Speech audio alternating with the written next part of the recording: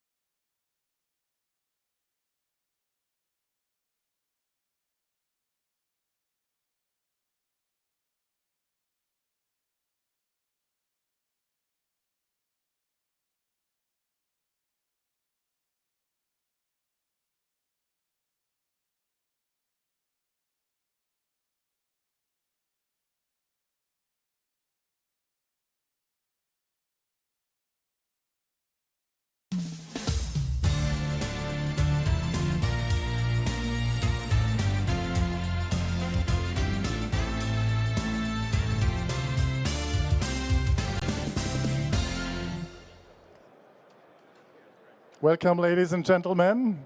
The next presentation will be about the infrastructure. Sounds very theoretical, but we are starting personal. The infrastructure, the key enabler to develop clean mobility. And I'm really happy to have one speaker here. He's Deputy CEO of Hydrogen Refueling Systems, but he told me he was in several companies, and I'm really happy to have him here. It's Adamo Screnci. Give him applause. Thank you, everybody. And he agreed. Thank you. Hello, great to have you here. Thank He you. I'm agreed always happy. he allowed me to ask him one personal or private question. What is the thing which fascinates you most in your work, in your life, but also especially what the subject is today? What is the private thing you want to give the world?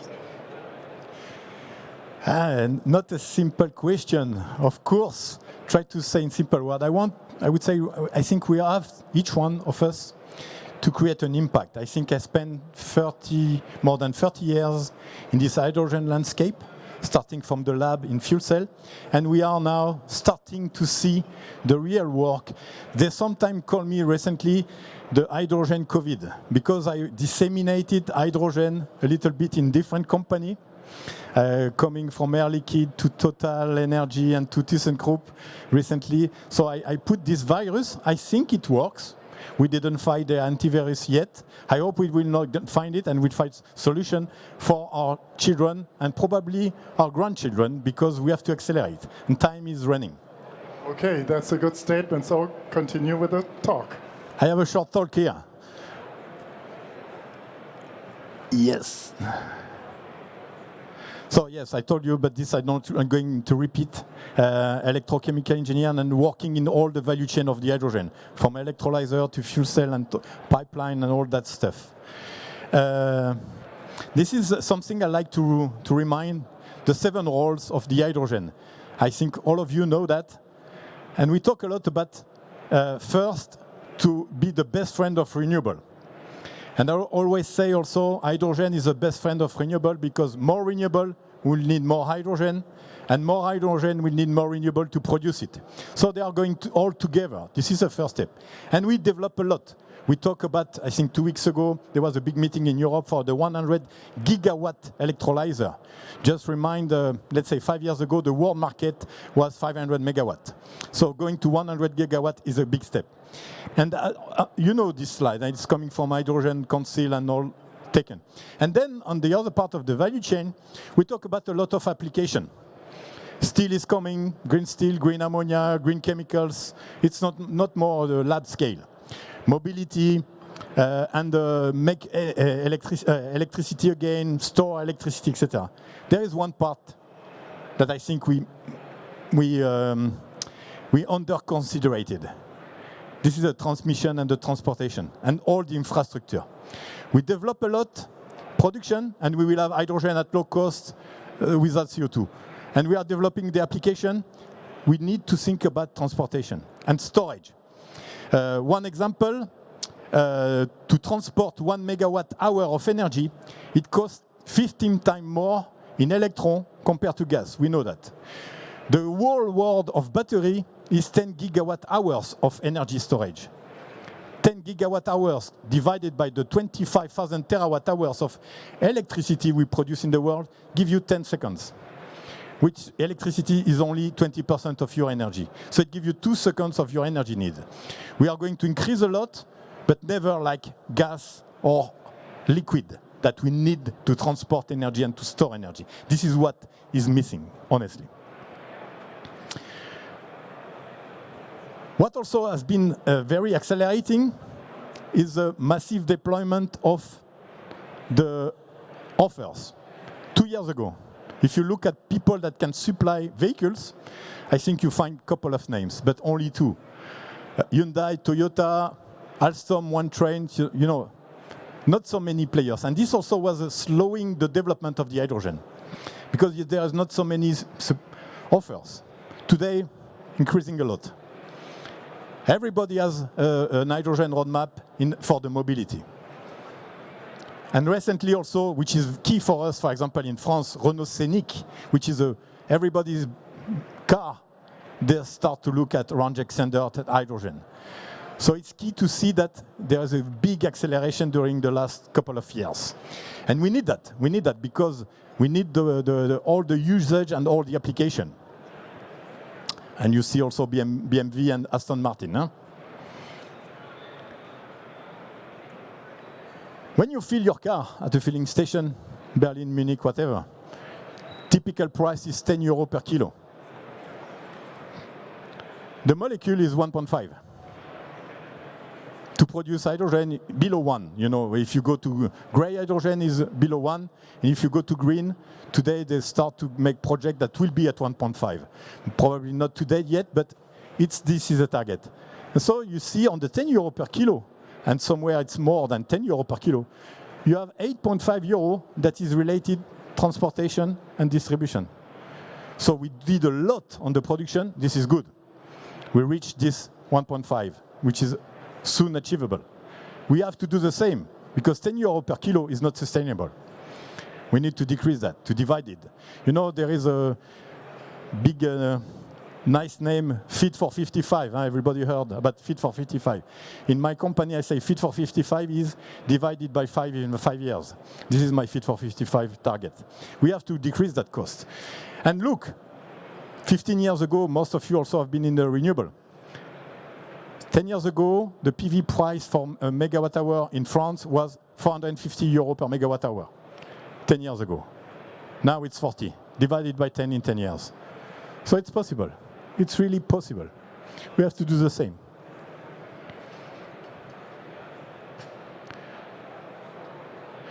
Why hydrogen? You know, I think what will be important, we are seeing renewable coming at very cheap price. I said they are the best friends with hydrogen. And also, we see, I think the price, what will be important tomorrow will be when and where I use the energy. Took the example, ask in your neighbors how much they pay the electricity at home. Sometimes they don't know first, which is something strange. And then after that, you will see that a lot of the cost of what you pay is the transportation, distribution, and service, and not, in fact, the megawatt hour. Tomorrow, the megawatt hour will go down, and especially with more renewable, because, I think in Spain, they reach below 15. Of course, for a small amount of time. So what will be important tomorrow is when and where. I take the example. Now, why? First, the example of the energy density of the hydrogen. First, you don't use hydrogen everywhere.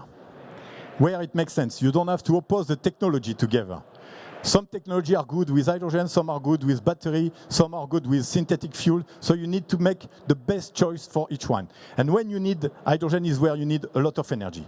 And also, the fast recharging. Not everybody needs the fast recharging. Just 5 kilo in 5 minutes, and tomorrow will be 5 kilo in 1 minute. It's equivalent to a supercharger of 2 megawatts. Do you think you will ever see a supercharger of 2 megawatts? Never. And tomorrow, it will be 10 megawatts. Huh?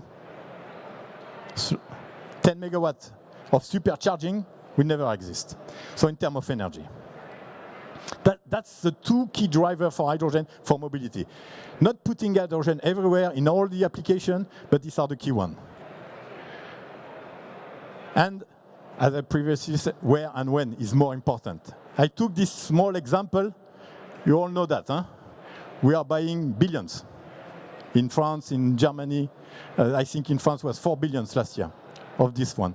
And with my kids, we make the calculation and say, how much we pay the electricity? Because you could have a cable and plug it to the network and pay 200 euro per megawatt hour or less if you are closer. You make the calculation here. How much is it? Because I use where I want, when I want. And we are ready to pay it. Is it expensive?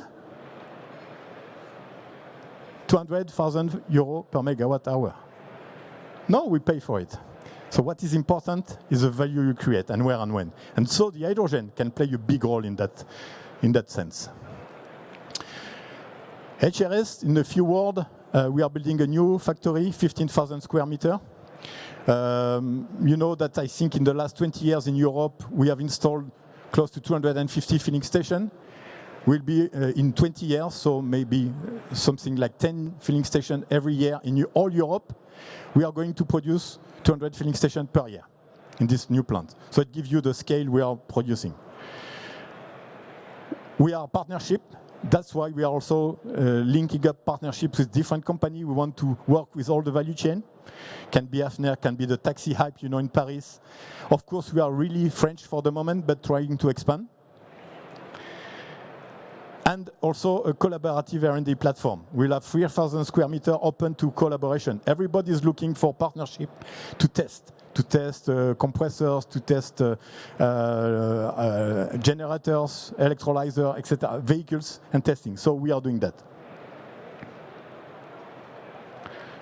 Told you the new site, 180 filling stations per year, 14,000 square meters, 100 filling stations by 2025. And I hope I have the last one. And to go to big scale, the minimum will be 1 to 2 tons. And we know that, bigger is cheaper, so we need to do that. We hired also, we moved the company from when I joined in September, 20 people to 84 now.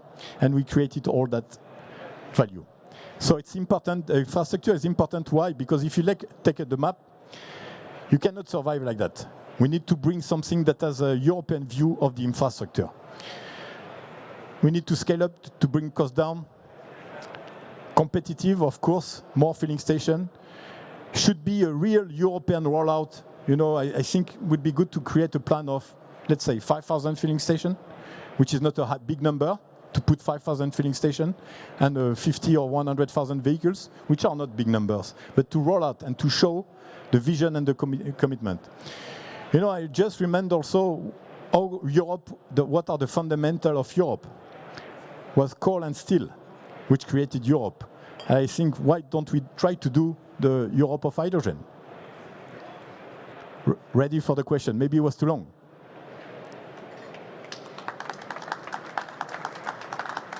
No, exactly in time. We have time for 1 or 2 questions. Are there any questions? Right now or later? There's one. So if 10 euros per kg is a high number, what do you think that number will come to over time? We need to come to 3 quickly. 3 euro is a good number. You know, if you consider with a CO2 value of 100, 200 euro per ton, this is something that makes sense. There are already some applications where the 10 euro makes sense. You know, forklift, heavy, highly used equipment where electricity cannot do that, because you cannot do that with electricity, where you are competing with other technology. But I think 3 is a good number. Why? You're smiling? Yes.